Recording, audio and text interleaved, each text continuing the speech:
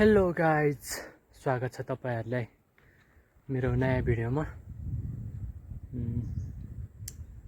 मैले चाहिँ धेरै लङ टाइम पछि चाहिँ भिडियो बनाउँदै छु, किनभने म चाहिँ धेरै समयसम्म चाहिँ बिरामी भएर भिडियो बनाउन सक्ने अवस्थामा थिएन लङ भिडियोहरु चाहिँ गाइज है। त्यही भएर चाहिँ म घरतिर आएको थिएँ है। अब घरतिर आएर 10-15 दिन बढी भइसक्यो। अब बजारबाट गाउँतिर बिरामी भएर आएको थियो।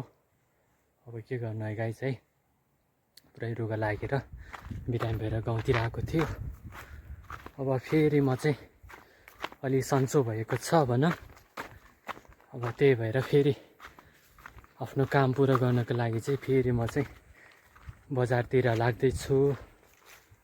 अब गाडी भेटेको भए अब अटोतिर जाने हुन्थ्यो। अब के गर्नु, आफ्नो अटो गाडीहरू भएन भने अब आफूले भनेको टाइममा हुँदैन, के गर्नु है गाइस है। त्यही भएर म चाहिँ अहिले जङ्गलको बाटो हुँदै सर्टकट बाटो आउँदैछु।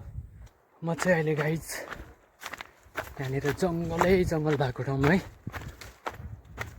रुखै रुख भएको ठाउँमा जङ्गलको बिचसम्म आइपुगिसकेको अवस्था छ। अब के गर्नु गाइस, म चाहिँ अहिले एक्लै छु बाटोमा है, जङ्गलको बाटोमा एक्लै छु। यहाँनिर वातावरण चाहिँ पुरै सुनसान छ है गाइस।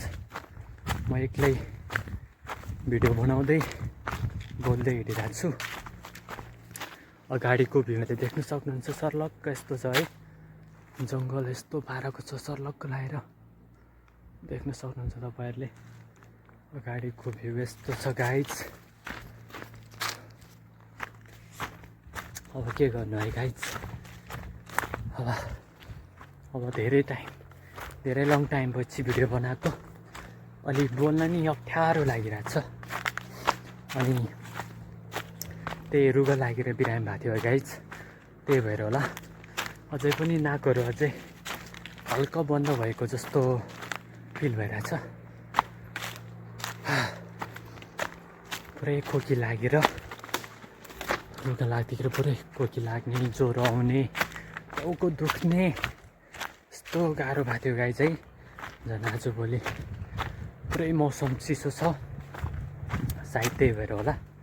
तपाईहरुले अलि आफ्नो स्वास्थ्यको ख्याल राख्नु होला। अब के भन्नु है, अब यस्तै छ।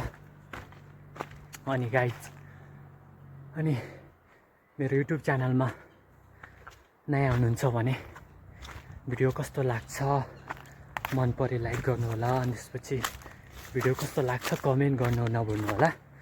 अनि त्यसपछि च्यानलमा नयाँ हुनुहुन्छ भने सब्सक्राइब गर्न पनि नभुल्नु होला भन्न चाहन्छु। म यहाँनिर टक्क लाएर जङ्गलको बाटो हुँदै यहाँनिर जङ्गलको बिचभन्दा हल्का तल चाहिँ यहाँनिर पहमा आइसकेको छ हाम्रो यहाँनिर बस्ने ठाउँ देख्न सक्नुहुन्छ तपाईहरुले। यहाँनिर टक्क लाएर हामी चाहिँ बस्छौँ, म चाहिँ बस्छु।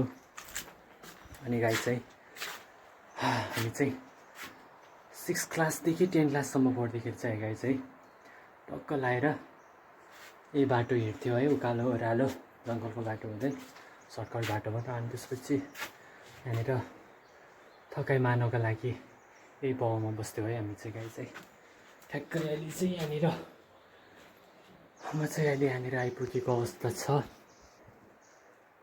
सानोमा चाहिँ यही बाटो हुँदै पढ्न जान्थ्यो है, टक्क लाएर